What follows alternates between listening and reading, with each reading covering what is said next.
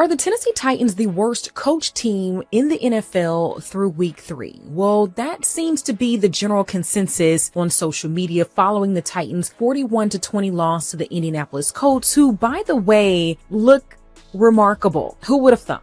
So for the fans, it wasn't necessarily the loss itself, but the way in which the Titans lost, particularly one series going into halftime. Let's break it down. So this is what went down. So you can kind of see in the video behind me, the Titans on a 4th and 1 decided that they were going to initially kick a field goal. It was a 57-yarder for Joey Sly. Well, the Colts called a timeout, and then Brian Callahan called a timeout after that because he said after the game that he was trying to decide whether or not he wanted to go for it. Well, they ended up getting a delay of game in all of this hustle and bustle, and now this 57-yarder is a 62-yarder for Sly, who ultimately misses it. And fans get very upset after this. They are literally booing Brian Callahan as he enters the locker room because the Colts were able to get great field position following this and then drive down the field a little bit and put 3 points up of their own. What I thought was particularly interesting was this recap from Titans team reporter Jim Wyatt. And he basically says in this, I'm not gonna rip Brian Callahan and the Titans to shreds because